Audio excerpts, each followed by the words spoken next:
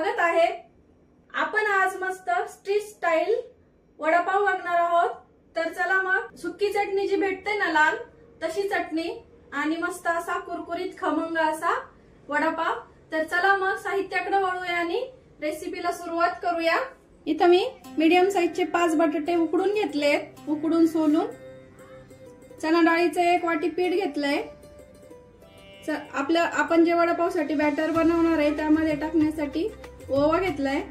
बटाट्याच्या भाजीसाठी फोडणीसाठी मोहरी, जिरं, हळद, धना पावडर, तुम्ही इथे अख्खे धने क्रश करून घेऊ शकता आणि चिमूटभर सोडा घेतलाय बॅटर मध्ये टाकण्यासाठी। आपल्या याच्या वडापावचे जे आपण बेसनचं बॅटर तयार करणार आहे त्यामध्ये टाकण्यासाठी सोडा घेतलाय चिमूटभर आणि चवीपुरतं मीठ घेतलंय। चटणी पण करणार आहे त्याचं साहित्य मी नंतर दाखवते। फोडणीसाठी कढीपत्ता आणि भाजीमध्ये वरून टाकण्यासाठी मस्त अशी हिरवीगार कोथिंबीर। हिरवी मिरची घेतली आहे, खूप कमी तिखट आहे ही। अर्धा इंच आलं, 10 ते 12 लसणाच्या पाकळ्या।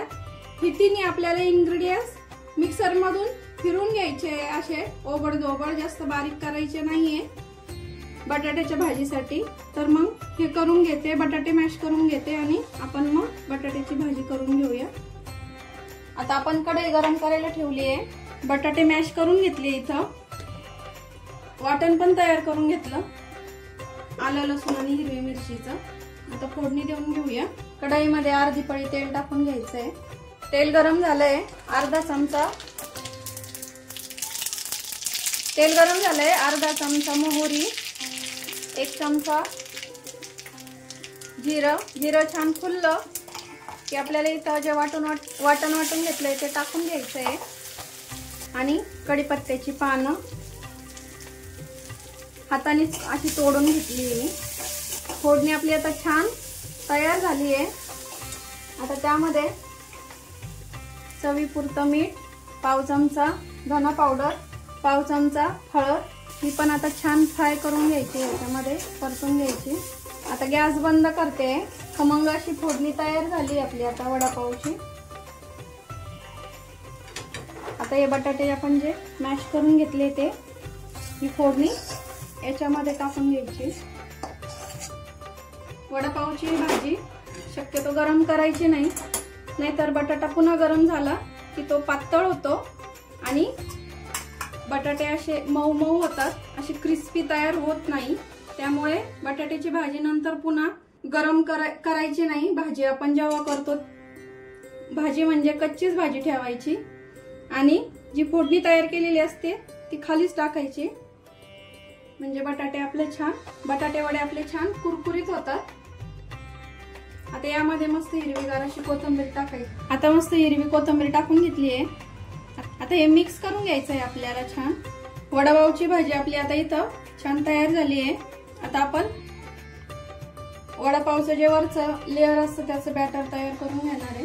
आता बॅटर तयार करण्यासाठी आपण इथं 1 वाटी डाळीचं पीठ घेतलंय, चिमूटभर सोडा, ओवा घेतलाय, तो आपल्याला असा हातावर जरा मळून घ्यायचा आहे आणि चवीपुरतं मीठ बेतानीच टाका, कारण भाजीला पण मीठ टाकलेलं असतं आपण, लेअरला थोडं कमी टाकायचं। आता हे छान मी असं मिक्स करून घेते, थोडं पाणी टाकून। आता थोडं पाणी टाकून असं बॅटर आपल्याला एक साइडने असं जसं आपण ढोकळ्याला वगैरे फेटतो त्याप्रमाणे आपल्याला हे पीठ असं फेटून घ्यायचं आहे 5 मिनिटासाठी। आता पीठ आपलं छान तयार झालंय बॅटर। हे बघा, इतकं पातळ आपल्याला ठेवायचं आहे, खूप जास्त घट्ट पण ठेवायचं नाही आणि खूप जास्त पातळ करायचं नाही, असं ह्या टाइप मध्ये ठेवायचं। कढईमध्ये तेल गरम करायला ठेवलंय। आता तेल गरम होतंय तोपर्यंत आपण मस्त असे इथं छोटे तुम्ही गोल छोटे असे वडे तयार करून घेणार आहे। तुम्हाला आवडत असतील तर तुम्ही असे गोल पण ठेवू शकता, पण असे चपटे जर केले तर हे तळायला जरा सोपे पडतात। आता सर्व वडे मी असेच करून घेते। तुम्ही साईज छोटी मोठी तुम्हाला जशी आवडेल त्याप्रमाणे तुम्ही ठेवू शकता। इथं मी 5 ते 6 वडे तयार करून घेतले आता आपल्याला जी चटणी बनवायची आहे सुक्की, त्यासाठी आपण थोडासा चुरा तयार करून घेणार आहे. असं तेलात एकदम असं शेवयासारखा पातळ पातळ सोडायचं आहे, म्हणजे जेणेकरून तो असा कुरकुरीत तयार होईल. गोळे गोळे सोडायचे नाही. आपला चुरा आता छान इथं तयार झालाय, मस्त असा कुरकुरीत. काढून घेते आणि थंड करायला ठेवणार आहे. तोपर्यंत आपण वडे तळून घेऊया. आता आपल्याला मस्त इथं वड्याला छान कोट करायचं आणि हळूवार असा तेलात सोडायचं. तेल जास्त गरम आहे, त्यामुळे गॅसची फ्लेम थोडीशी लोच ठेवायची.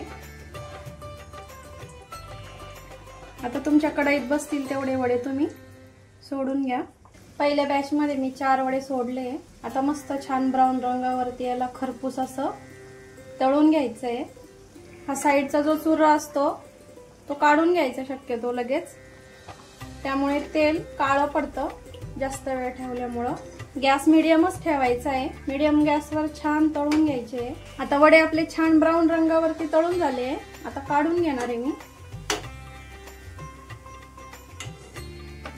मी सांगितलेल्या पद्धतीने तुम्ही जर वडापाव केला, वडे जर केले बटाटे वडे, तर अजिबात तेलकट होत नाही. बघू शकता, अजिबात तेलकट दिसत नाहीये आणि एकदम स्ट्रीट स्टाईल जसा बाहेर वडापाव मिळतो त्याप्रमाणे आपले वडे दिसत आहेत.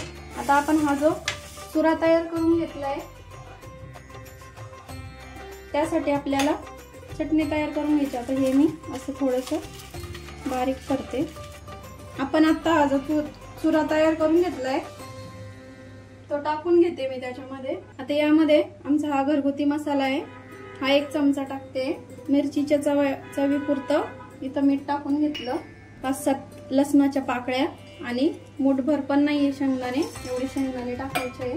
आता हे मी मिक्सरला बारीक फिरून घेणार आहे. आपली लाल चटणी मस्त तयार आहे. बघू शकता किती सुंदर कलर आलाय आणि वडापाव तयार आहे आपले. आता मस्त हिरवी मिरची तळून घेतली आहे, थोडासा चुरा. आता वडापाव खायला आपला तयार आहे.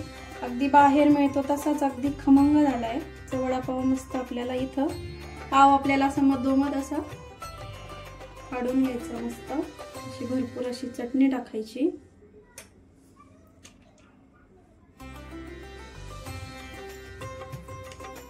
आणि वडापावच्या वरून आपण अशी मस्त आपला वडा खायला रेडी आहे. आता इथं वडापाव एकदम असा मस्त कमी तेलकट झालाय, अगदी बाहेर मिळतो तसाच झालाय एकदम. तुम्ही वडापावची रेसिपी नक्की ट्राय करा आणि कमेंट मध्ये नक्की सांगा वडापावची रेसिपी कशी वाटली तुम्हाला. आणि घरी नक्की करून बघा बटाटे वडे. रेसिपी आवडली असेल तर लाईक, शेअर, सबस्क्राईब करायला विसरू नका आणि रेसिपी नक्की ट्राय करा, कारण घरचं जेवण हे खरंच स्वादिष्ट असतं. अशाच नवीन छान छान रेसिपी सोबत पुन्हा भेटूया. तोपर्यंत बाय बाय.